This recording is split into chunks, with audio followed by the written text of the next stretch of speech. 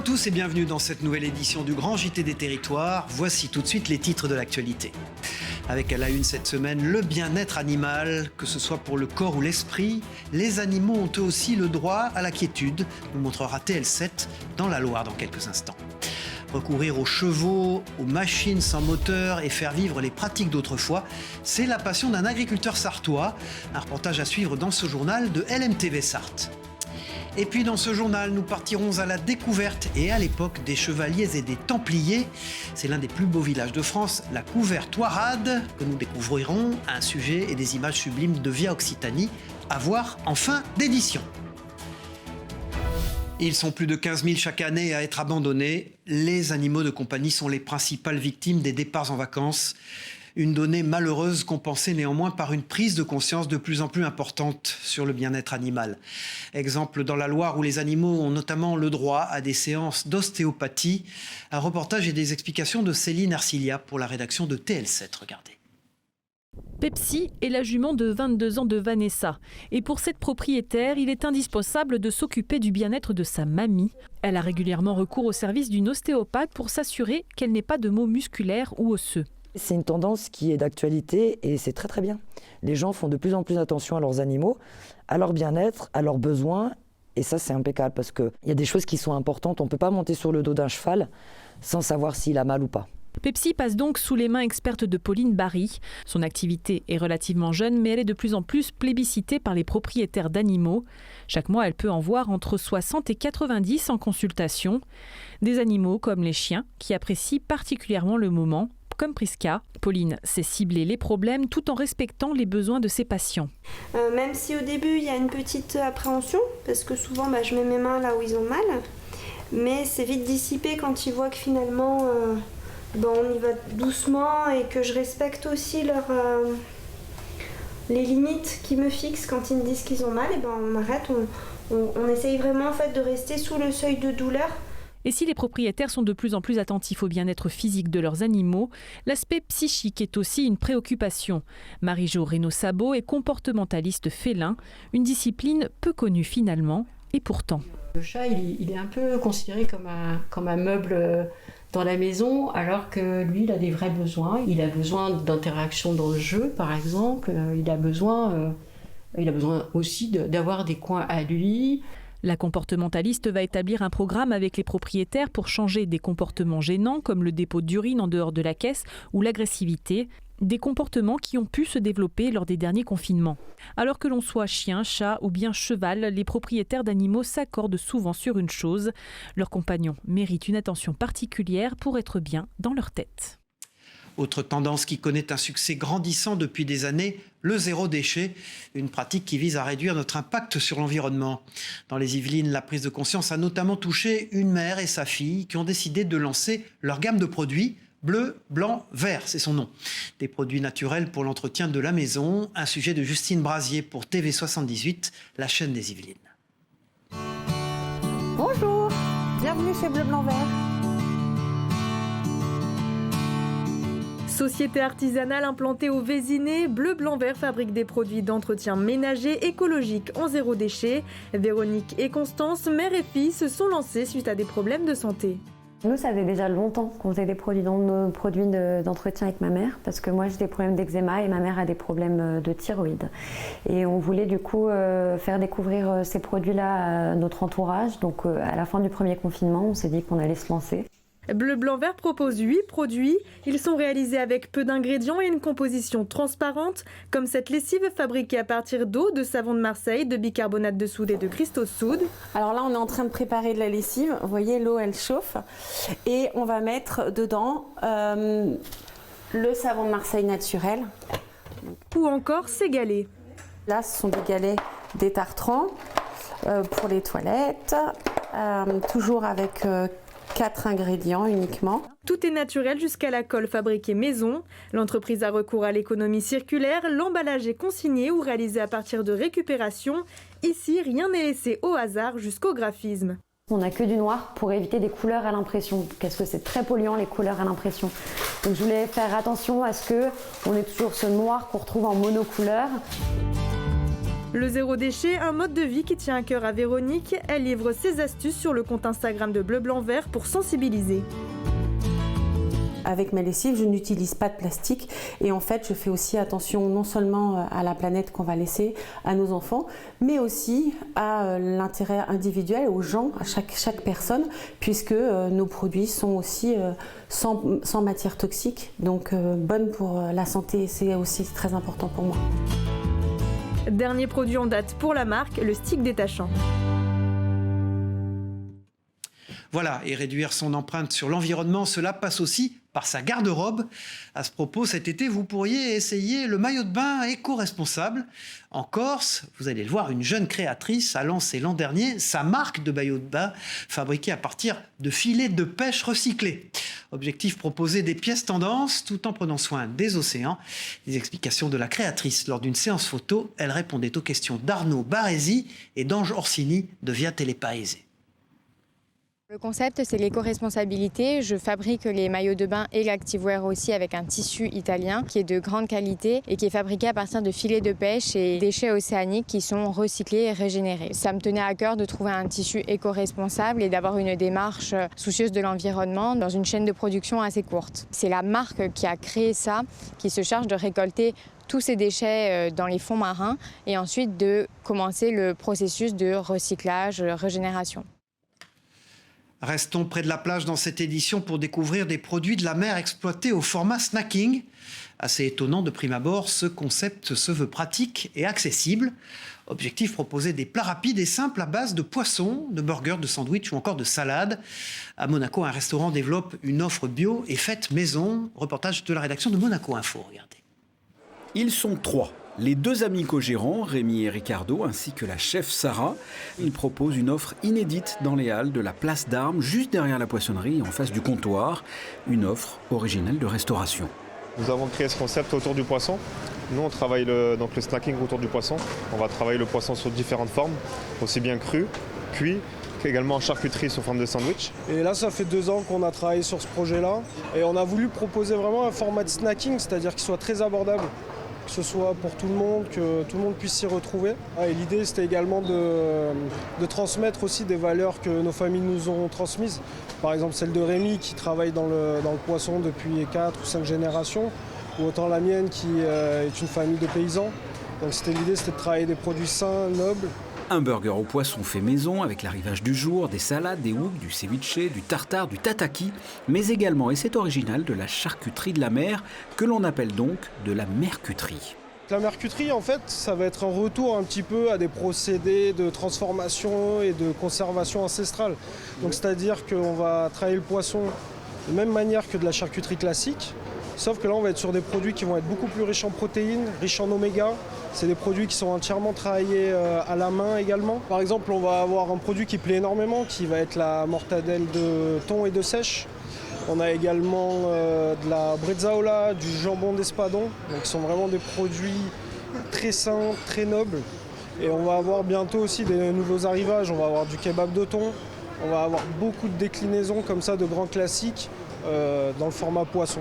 Voilà pour tout ce qui sort des océans. Pour le reste, Maison Mère est livrée pour ses desserts appétissants ainsi que ses légumes frais et de saison, sans oublier les boissons qui s'inscrivent dans une démarche environnementale, comme par exemple les canettes baptisées Océan 52, dont 52% du chiffre d'affaires du distributeur est reversé à la recherche et à la protection des océans.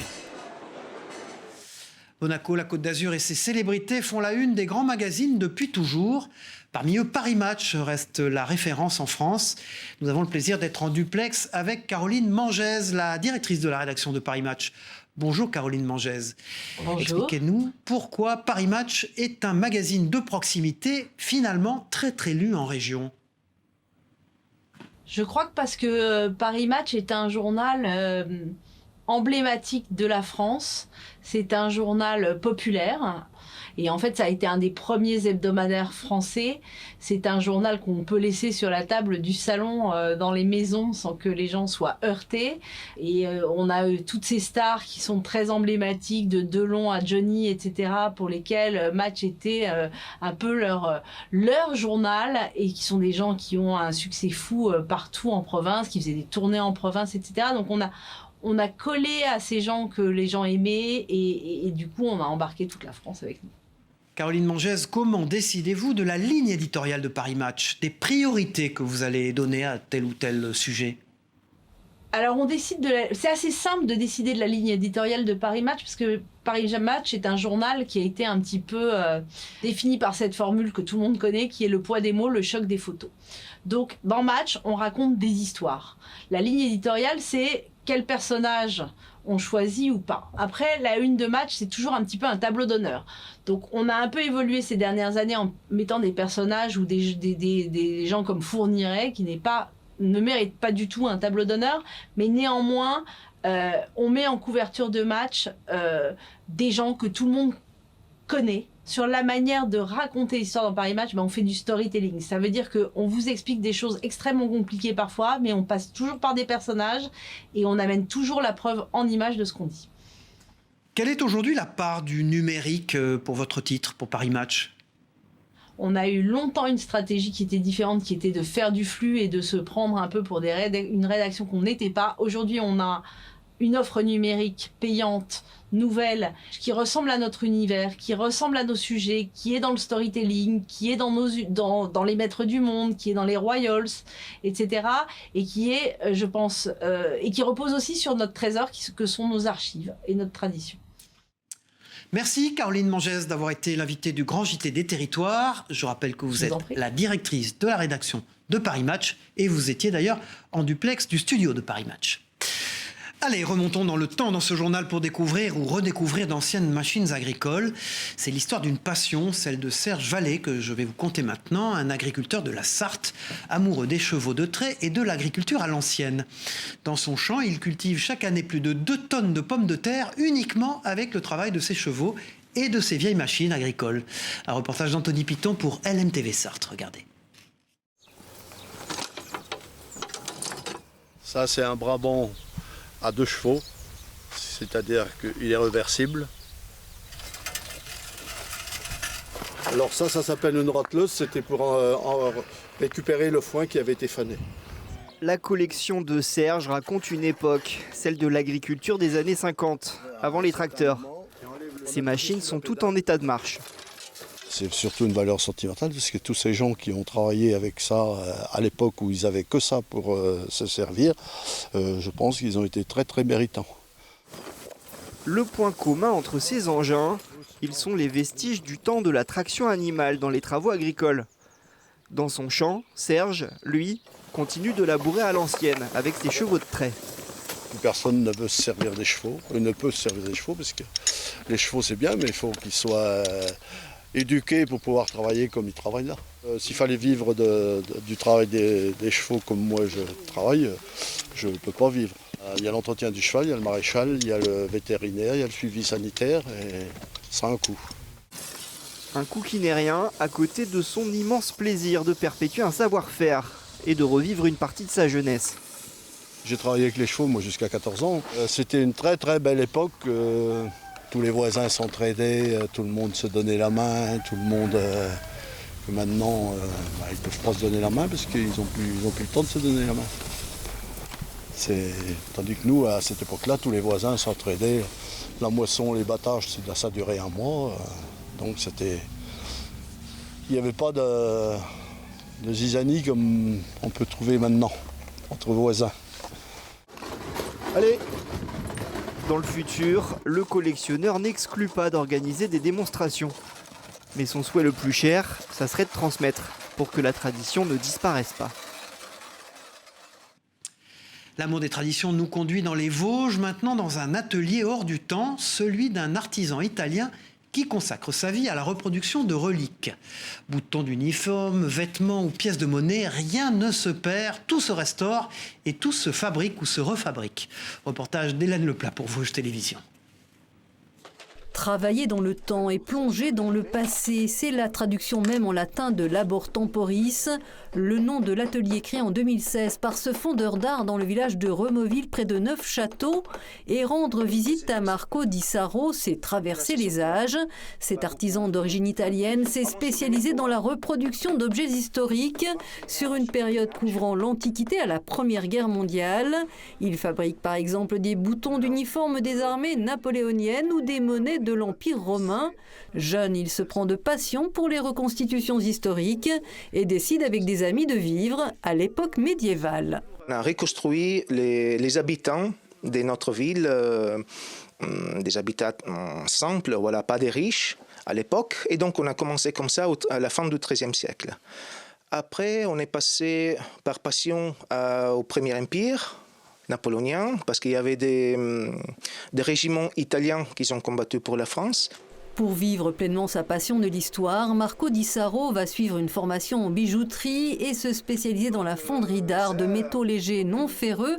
Dans son atelier, il réalise ses moules selon la technique de la fonte à cire perdue, d'où sortiront des pièces de l'époque choisies, comme cette boucle de ceinture romaine. Le geste, lui non plus, n'a quasiment pas changé. Ça change un peu la forme, les matériaux des outils, mais à la fin, sont plus ou moins les mêmes. J'ai part de la documentation d'origine, disons à peu près aux 80% des pièces, même plus. Et de là, avec les dimensions, les matériels et la forme, je vais recréer l'objet. Les articles sont remarquables de précision, fabriqués essentiellement en laiton ou en bronze.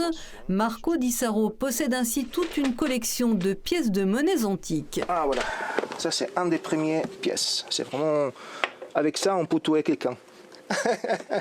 C'est vraiment très très lourd et très gros. Ça c'était un des premières pièces en bronze, les sesterces en fait. Ces petits objets en série ou à l'unité sont commercialisés en ligne, essentiellement auprès de musées, un monde de connaisseurs. Et sur l'époque choisie par l'artisan italien pour ses créations, ils sont moins d'une dizaine en France à exercer comme lui ce métier original. Rêver et voyager en musique, cela pourrait être l'adage de Sébastien Baron, un artiste breton. Ce poète et musicien a décidé de se rendre en exploration au Groenland à bord d'un voilier tout jaune. Poussin, c'est son nom, servira de caisse de résonance à sa pratique culturelle et à des rencontres avec les populations locales. Départ prévu pour le Nord l'an prochain. Explications et reportages de Claire Villalon pour TVR à Rennes. Bienvenue, voici Poussin, le voilier avec lequel je vais partir au Groenland l'année prochaine. Et lui, c'est Sébastien Baron, un drôle d'artiste qui a décidé d'aller au bout d'un rêve peu commun. J'imaginais un tout petit bateau et je ne sais pas pourquoi, mais je l'imaginais jaune et naturellement c'est devenu Poussin. Et Poussin, pour moi c'est aussi quelque chose de mignon. Et puis un poussin sur la banquise qui est le titre, le nom du projet. Je trouvais que ça avait du sens. Oui. Ce flibustier des temps modernes n'en est pas à sa première traversée. J'ai fait un premier voyage dans les eaux chaudes et puis donc là j'ai eu cette envie, cette vision d'aller naviguer dans les glaces et aller à la rencontre des populations inuites du Groenland. Pour mener à bien ce projet, Sébastien a fait construire un voilier sur mesure dans un matériel très résistant, l'Inegra basalte, et il a pensé à tout. Ici on est dans le carré de Poussin, dans l'espace intérieur, l'espace de vie, et donc a été conçu dès le départ un endroit ici même pour mettre un instrument de musique. Et pas n'importe lequel. Voici mon fidèle compagnon de route.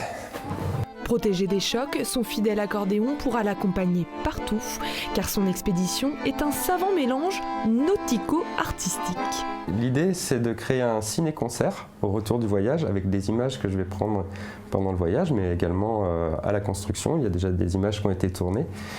Et ensuite, l'idée, c'est de créer de la musique sur ces images-là que je vais pouvoir diffuser dans divers lieux, dans des cinémas, dans des médiathèques, dans des salles de spectacle. Le départ est prévu en avril 2023 et Sébastien cherche encore des sponsors pour financer son périple musical et poétique.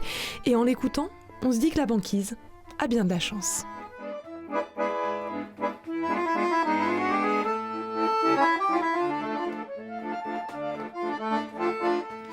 Voilà, Voilà, et plus proche de chez nous, à Metz, il est aussi possible de naviguer sur l'eau tout en musique et en histoire. C'est en tout cas la promesse d'un capitaine qui embarque ses hôtes lors d'une balade sur la Moselle. Une occasion de découvrir le patrimoine local, sa faune et sa flore. Une escapade poétique à l'heure de l'apéritif à laquelle s'est jointe Chloé Gaillard de Moselle Télévision. Regardez.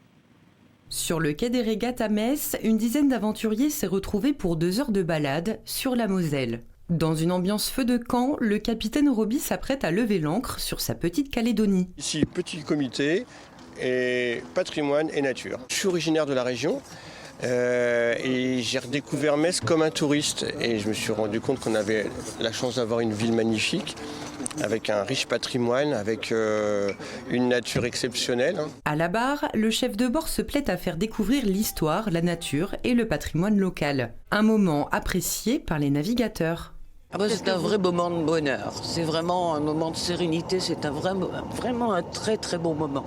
Il y a quelque chose qui passe là sur cette rivière, il y a de la poésie, il y a de la lumière, il y a de la vie, il y a de la diversité, enfin c'est magnifique quoi. En plus de déguster un verre de vin de Moselle et quelques amuse-gueules en court-circuit, le petit comité se délecte d'un concert acoustique intime.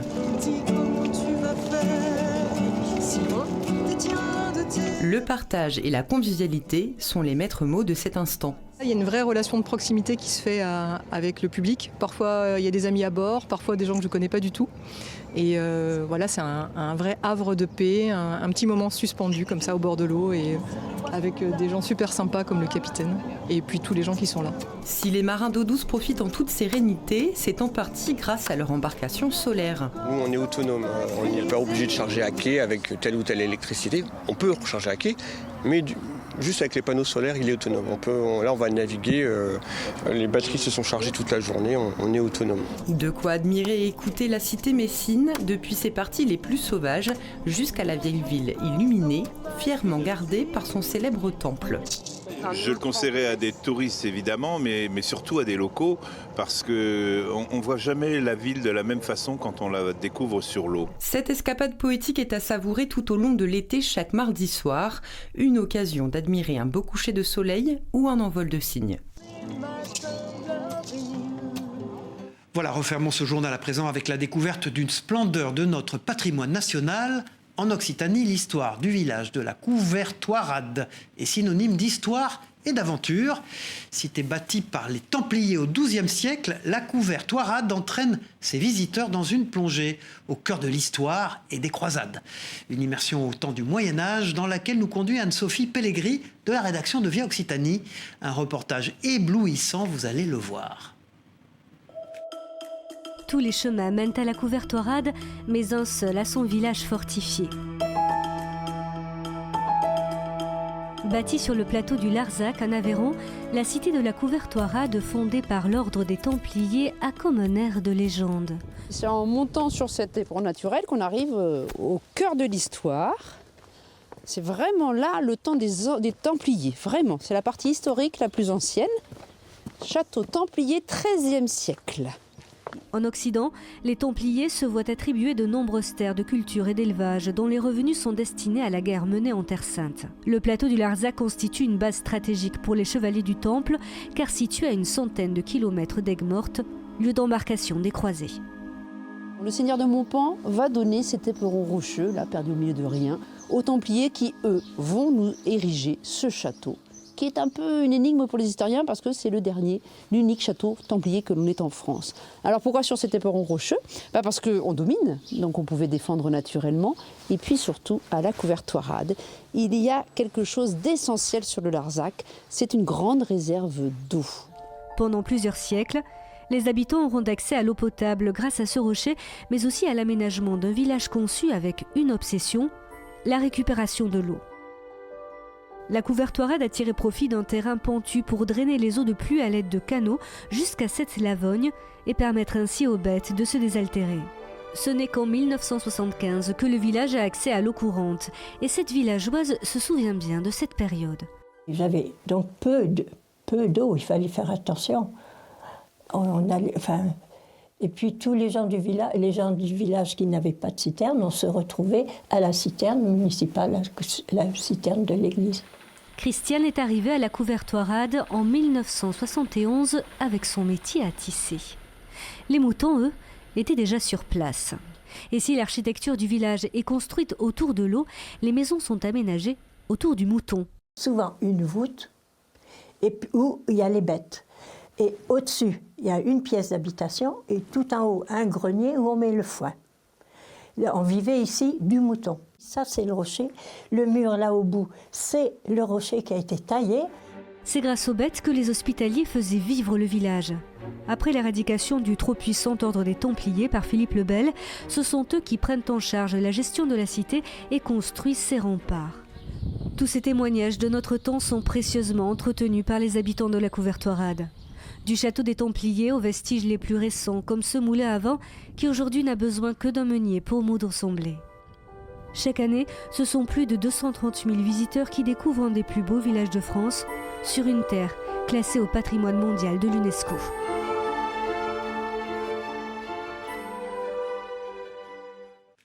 Voilà, c'est la fin de ce grand JT des territoires. Merci de nous avoir suivis. On se retrouve très vite pour une nouvelle édition. Au revoir à tous.